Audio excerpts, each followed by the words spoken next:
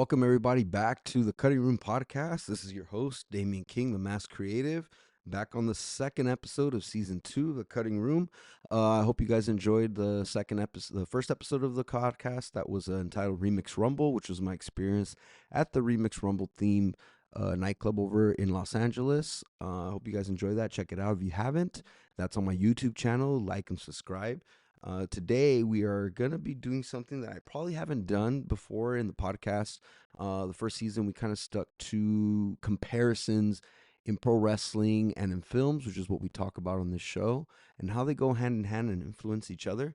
But this second season, I want to let you guys know I think we're going to be start doing reviews, things that I experience, events that I go to, TV shows, movies that I see and watch about. It has to do with pro wrestling, films, anything that gets my interest. So today, about a week ago, or over a week ago, was the premiere of the infamous Mr. McMahon documentary on Netflix.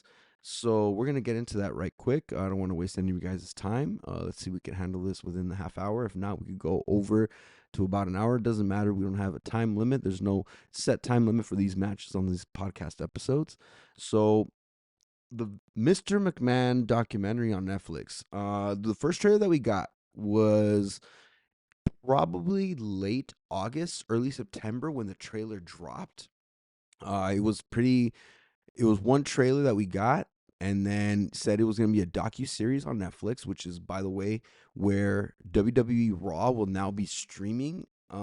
Compared to what they've been doing for all these years, it's a huge deal that they got with Netflix, and it's a huge push into the pro wrestling business because it's the first of its kind. But Mr. McMahon, documentary television miniseries that explores the influential yet controversial career of the professional wrestling promoter Vince McMahon. So this was directed by Chris Smith, who's infamous for directing the Tiger King documentaries, which I haven't seen. So this was promoted to get into the mind and how Vince McMahon grew up, rose to the success that he did in the pro wrestling business, of how he took over the territories, influenced pro wrestling with all his ideas, and how he pushed the threshold and got WCW, which was Turner's pro wrestling promotion at the time, and how it pushed Eric Bischoff. So all these things were promoted on the trailer, but then it also kind of teased of the accusations that follow him and the everything that he's going through currently. So I was pretty excited. Anything that has to do with pro wrestling documentaries, I'm a huge fan of. So early documentaries that I got to see growing up, the first DVD I ever bought ever was the WrestleManias 1 through 15 highlight documentary DVD set that covered very quickly WrestleMania by WrestleMania from 1 through 15. Talked about the infamous moments that happened on each pay per view, how in between every year there were certain moments in pro wrestling that were going to shape the next one. That's how Vince McMahon kind of formulated his WrestleManias. He it was all Vince McMahon always. Well, first of all, let's get into who Vince McMahon is. Vince McMahon, Vincent Kennedy, Vince McMahon Kennedy Jr. is the son of Vincent McMahon Sr., who owned WWF, which was the Northeast Territory. So anybody that doesn't know what territories are, back in the late 70s and the early 80s, pro wrestling was very different from what we see today. Everywhere in the US, there was a certain territory that was owned by a certain person. So Vince McMahon owned everything around New York, on the Northeast side. Then we had guys in Texas who was the owned by Fritz von Erich, with the AWA. Then we had also Jim Crockett Promotions, which was out in Georgia, which later became WCW. And then there was also the territory that was bought out by Paul Heyman, which became ECW. Um, so everywhere in the U.S. had a certain section. And Vince McMahon Jr. came along and thought ahead and told his dad, Vince McMahon Sr., that the industry needs to change. It's not going to stay this way in the days of the carnies, uh, where every territory had a certain star. Every certain territory had a draw, a certain superstar that was theirs. Vince McMahon was the one to say that, well, this should all be ours. Everything. Where this kind of gets into the first episode, which was entitled Junior. In the first episode of the documentary, we get into how Vincent J. McMahon, it talks about a little bit of his early life, which was what I kind of hoped we get a little more into.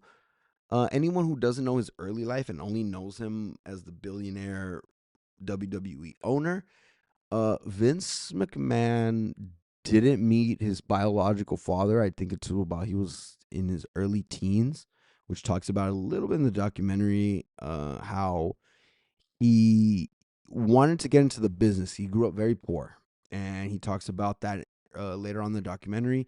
How the Vince McMahon or Mr. McMahon character was based off the people or the people that had money, the rich people that he knew growing up, the way they acted and treated him, that influenced that character that we came to know later on in life, being the billionaire, uh, you know, the billionaire, the dictator of the WWF at the time, which is now WWE. So in this first episode, it kind of was just very, very quick about who he was, where he grew up, when he met his father, the deal that he struck with his father, where he said that, okay, I'll buy you out.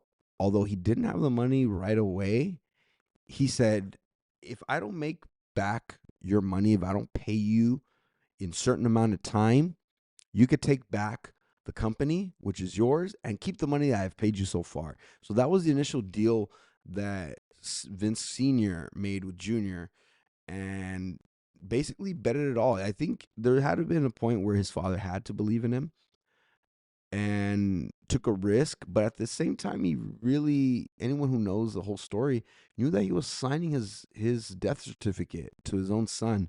Vince, I think, from what I got, loathed his father or wanted to be better than his father. There was some animosity that happens there. It kind of got into, Hulk Hogan. Hulk Hogan came into talks. There's many people that came out in this documentary that spoke on the behalf of Vince McMahon, people who worked very close with him. We had people like Steve Austin, Eric Bischoff, Bret Hart, Triple H, Hulk Hogan, the McMahons. We had Trish Stratus, Dave Meltzer of the Wrestling News Reporter, Dwayne the Rock Johnson, The Undertaker, of course. Then we had people like Tony Atlas, who was a huge huge superstar at the time of the early years of the WWF. We had Jimmy Hart, we had Paul Heyman, um, we had later on we had Cody Rhodes talk a little bit, give little history lessons. So the first episode was really kind of like the early life, so we got into that. It happened very quickly. The first episode's kind of just like a quick little. What would you say? It would be a syllabus of what we're gonna see in this episode. In the second episode, we get into is entitled Heat. It talks about the success of WrestleMania 1, of the influence that it had on the pop culture at the time in the mid '80s, with MTV rising, and how Cyndi Lauper, who was a huge icon at the time, was a huge fan of pro wrestling. And if anybody who knew Cyndi Lauper and was a fan of the '80s, you know that her music videos had pro wrestlers in it, and it gets into that. It talks about the attempt for WrestleMania 2. It tried to outdo the first one with being simulcast between three different cities in LA, and I think Chicago was one. And it was kind of a fail, and talked about that and how he had to make up with WrestleMania 3 at the Pontiac Silverdome, which was the big match between Hulk Hogan and Andre the Giant. And anyone who watched the Andre the Giant documentary on A&E, those are very good documentaries to check out. If you haven't seen it, I think the full episode's on YouTube.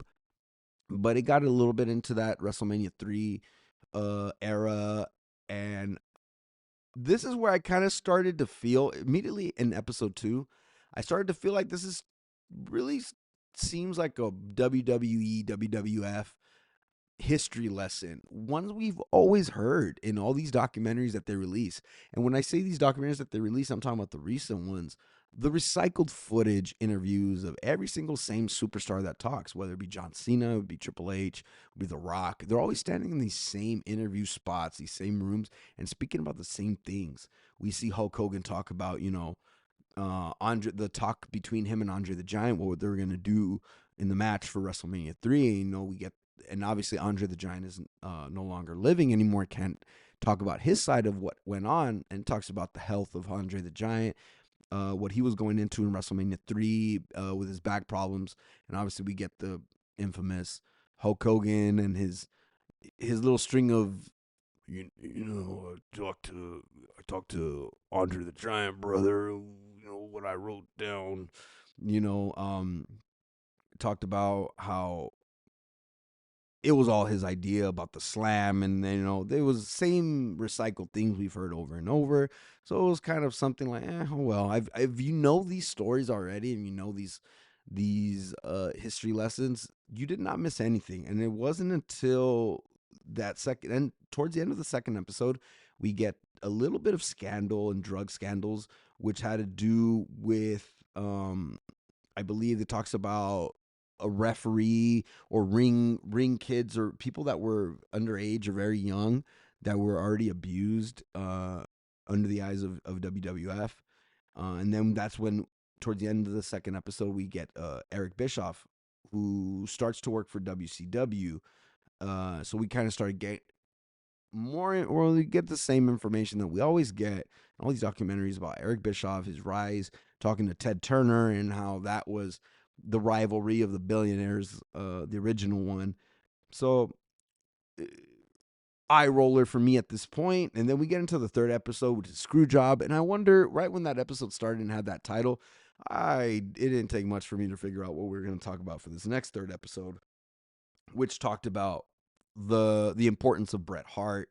And then we get that famous moment of Bret Hart talking about, oh, I was a real artist in the ring. The same, basically that whole episode. I only got that Bret Hart always wanted to speak about Goldberg and how he was screwed, and how his career was affected by everything about WCW. Same Bret Hart stuff we've been getting for the past 10 years. So we get into that, and we get into the Monday Night Wars, and then we get into the curtain call. The importance of kayfabe, and Triple H talks about that, how his moment was taken away from him for the curtain call. Um, and then we get into the Montreal screw job and everything that revolved around that.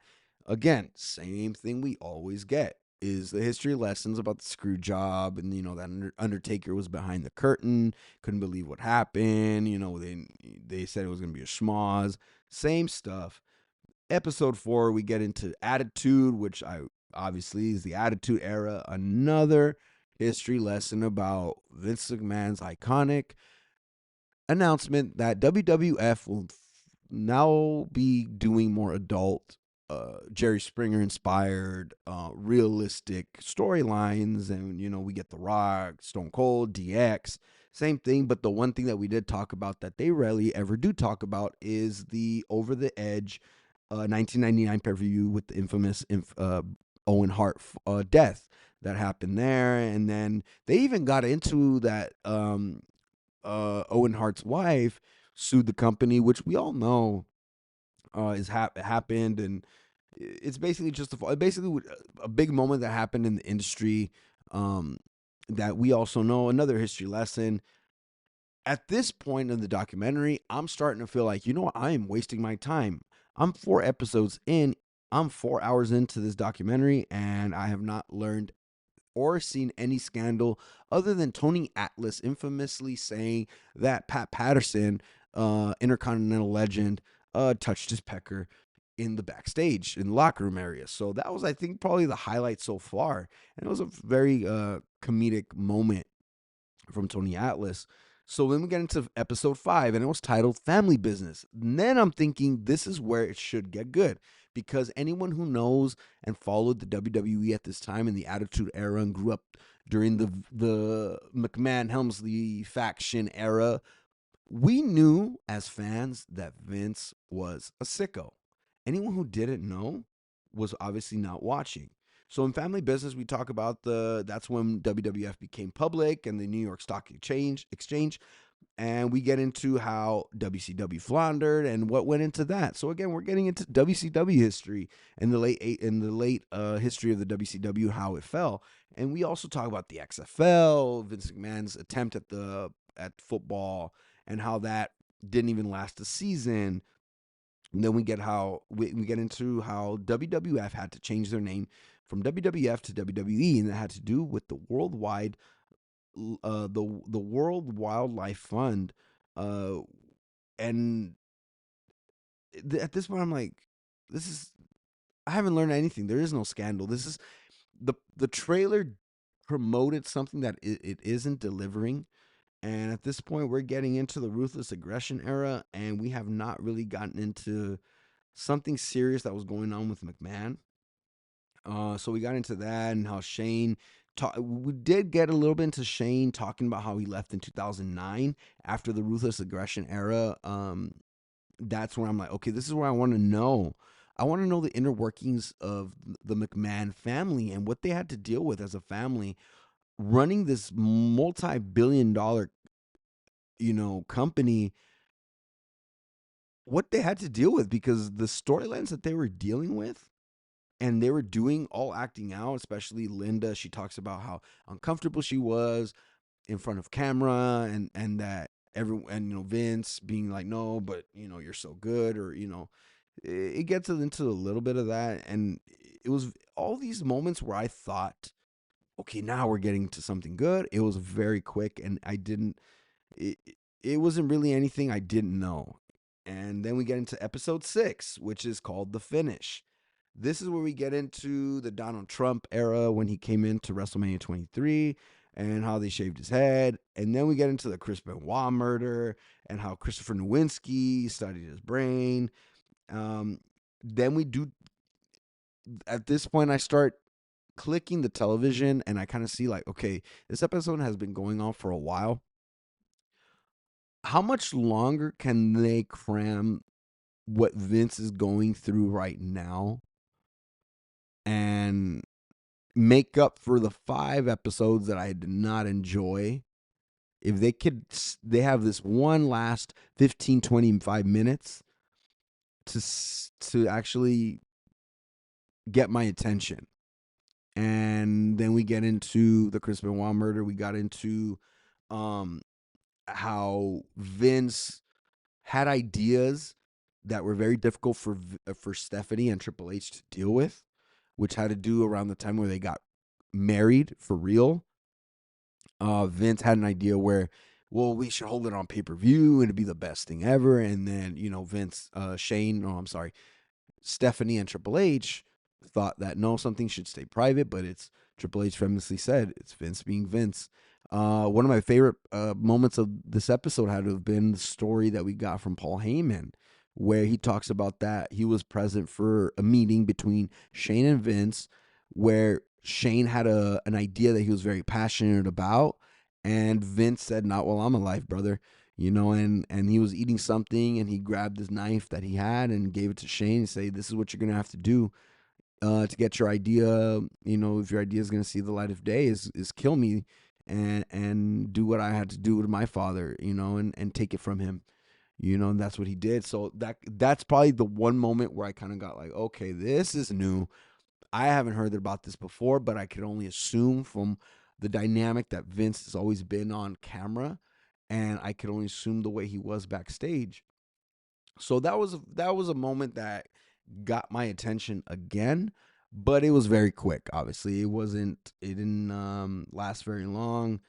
And then after that, we get into the rise of the Peacock era of WWE, and then we get into that's when we get into the sexual misconduct and trafficking cases that were put between Vince and John Laurinaitis. Um, and then there's a moment where Stephanie talks about that she came back to the company and left because, so like, the idea that I got from Stephanie is that that whole period where we didn't see Vince and Stephanie and Triple H were back, and this is around, I think, probably WrestleMania 38 or no, WrestleMania 39, was that she's not going to be in this company or involved in creative if her father's involved.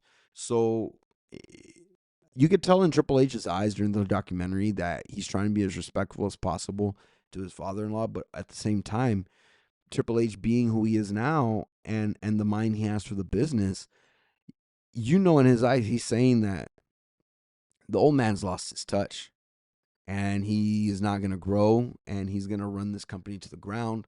And that's really when we started seeing that's at that point is when Vince stopped giving his interviews to this documentary. Throughout this whole documentary, I guess it had his cooperation until the allegations happened, and then that's when I'm assuming his lawyers told him, "I think this is not a good idea for you to continue."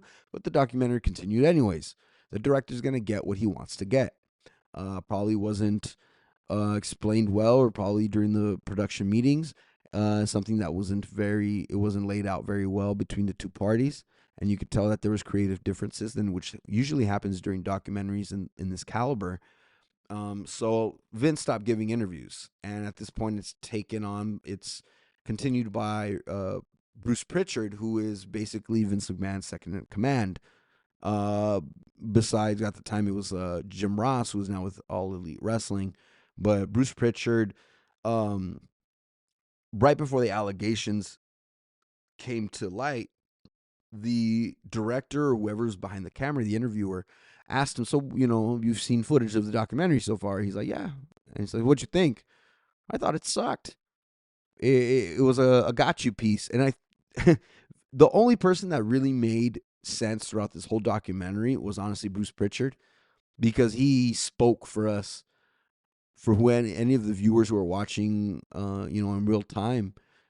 That's how we felt. It felt like a gotcha piece. It lured us to watch these 6 hours of our life, to thinking that we are gonna see some juicy stuff. And I'm not saying that I wanted to just see scandal and I wanted to just see how much of a monster this guy was, because at the end of the day, anyone who's a pro wrestling fan and grew up in the Attitude Era as I did, we all not respect Vince McMahon, but we can't erase, just like the Chris Benoit murders, we can't erase what legacy was left and the things that he did to push the sport that we all love, which is pro wrestling. Um, he spoke about, going back to Bruce Pritchard, he spoke about that, you're trying to diminish this man who Bruce Pritchard obviously knows very well, like the back of his hand, and does very good impressions. By the way, if you ever watch Dark Side of the Ring, there's a funny portion where Bruce Pritchard does this impression of Vince McMahon when he's telling Sensational Sherry to slap Miss Elizabeth. But that's a side note. If you get to check that out, check that out. It's on YouTube. Um, so he talks about the human side. He says that you're not talking about the human side of Vince.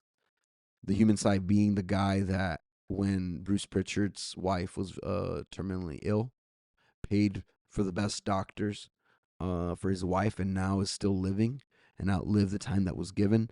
So that was a very heartwarming moment. But then again, one good deed that is spoken can't outweigh all the negative that has happened. And that's why I'm saying that there's victims at the end of the day. And I'm not condoning Vince McMahon. If you misunderstood what I've been saying for the past couple minutes, I'm not condoning the actions of Vince McMahon and what he did behind closed doors. But it did show those text messages, and I saw those messages. I'm like, a lot of stuff that I didn't see when all these the news broke out. So a lot of this stuff is pretty horrific, and anyone that, like Trish Stratus, had to have been one person that worked very closely with Vince McMahon. Obviously, when I say that, she kissed Vince McMahon on various occasions and had to deal with the infamous. They talk about the bark like a dog, Trish segment, and that she was all behind it. But part of me really did feel like Trish had to hold back. And I don't know, maybe that's just me. Maybe people can interpret it another way. And at the end of it, they asked every single person that was involved. People like Booker T, uh, John Cena. They asked him, "So what do you think Vince McMahon's legacy is going to be?" No one had anything to say. Everyone was stumped with the question. Booker T was like, "That's a good question," and then we get John Cena's infamous, "I'm the wrong person to answer that." When I saw that, I interpreted the fact that John Cena is very highly devoted to the WWE and highly devoted to Vince. All of them talked. Every person that talked, like Undertaker, Trish Stratus, all talked about how Vince McMahon was a father figure to them. And a lot of these people have daddy issues. I will say this, but so it it kind of ended towards that, like, what's his legacy? And the only person that had an answer was Tony Atlas, and he was an innovator of the sport of pro wrestling, and I think that's at the end what it turned out to be.